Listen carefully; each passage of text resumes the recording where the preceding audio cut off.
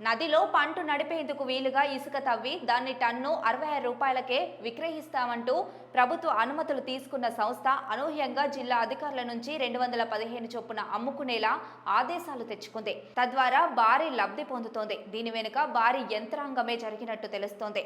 Krishna Godavari water ways నే సంస్థ ఎన్టీఆర్ జిల్లాలో ఇబ్రహీంపట్నం నుంచి గుంటూరు జిల్లాలో వైకుంఠపురం వరకు డ్రెడ్జింగ్ ద్వారా ఇసుక తవ్వకాలను గతంలో ఇండియన్ వాటర్ వేస్ కు దరఖాస్తు చేసుకుంది. పంట నడిపేందుకు నదిలో మేట వేసిన ఇసుకను డ్రెడ్జింగ్ చేసి తీస్తామని అభ్యర్థించింది. ఈ దస్త్రాన్ని జలవనరుల శాఖ, గనుల శాఖ పరిశీలించాయి.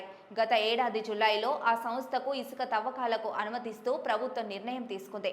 అప్పట్లో ఇచ్చిన ఆదేశాల్లో అక్కడ తవ్వి తీసిన ఇసుక టన్ను 66 రూపాయలకే విక్రయించాలని స్పష్టంగా పేర్కొంది. ప్రభుత్వం నుంచి ఆదేశాలొచ్చాక కృష్ణా గోదావరి వాటర్ వేస్ సంస్థ గుంటూరు జిల్లా స్థాయి ఇసుక కమిటీ నుంచి క్లియరెన్స్ పొందే సమయంలో తెర వెనుక మంత్రాంగం నడిపింది. రాజకీయ ఒత్తిళ్లు తీసుకొచ్చి టన్ను 215 రూపాయలకు విక్రయించేందుకు గుంటూరు డిఎల్ఎస్సి ఆదేశాలిచ్చేలా చూసింది. ఈ ఏడాది మార్చి 3వ వారం నుంచి వచ్చే ఏడాది జనవరి నెలాఖరులోపు 7.70 లక్షల మెట్రిక్ టన్నుల ఇసుక తవ్వితీసి విక్రయించేందుకు అనుమతిస్తూ డిఎల్ఎస్సి ఆదేశాలిచ్చింది. టన్ను 66 రూపాయల చొప్పున విక్రయిస్తే ఆ సంస్థకు 5.08 కోట్లు వచ్చేది. 215 ధరతో అమ్ముకునేందుకు అవకాశం ఇవ్వడంతో ఏకంగా 16.55 కోట్లు వెనకేసుకునే అవకాశం కల్పించింది. అంటే అదనంగా 11.47 కోట్లు మిగిలేలా చూసుకుంది. గుంటూరుకు చెందిన ఓ వ్యక్తి ఆధ్వర్యంలో ఈ ఇసుక దందా నడుస్తోంది.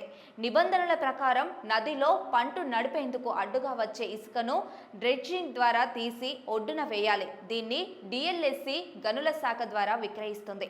ఆ డబ్బు గనుల శాఖకు చేరాలి. లేకపోతే ఉచితంగా ఇసుక సరఫరా చేయొచ్చు. 2018లో ఇదే విధానం పాటించారు. కానీ ఈసారి అందుకు విరుద్ధంగా ఆదేశాలిచ్చారు.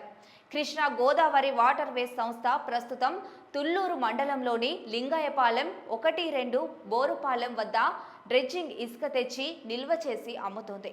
సరైన బిల్లులు ఇవ్వడం లేదు. 15 నుంచి 20 టన్నులకు బదులుగా ఏకంగా 30 నుంచి 35 టన్నుల ఇసుక లోడ్ చేస్తున్నారు. మొత్తం లోడ్ చేసి ఇసుకను బిల్లులు కావాలని ఎవరైనా లారీ యజమానులు అడిగితే అదనంగా డబ్బులు ఇవ్వాలని డిమాండ్ చేస్తున్నారు. అసలు నిత్యం ఎంత ఇసుక తవ్వుతున్నారు, ఎంత విక్రయిస్తున్నారనేది పక్కా లెక్క లేకుండా అడ్డగోలుగా వ్యవహరిస్తున్నట్లు తెలుస్తుంది. నావిగేషన్ ఛానల్స్కు అనుగుణంగా తవ్వకాలు చేయాల్సి ఉన్నప్పటికీ ఇష్టానుసారంగా ఇసుక తవ్వేస్తోంది.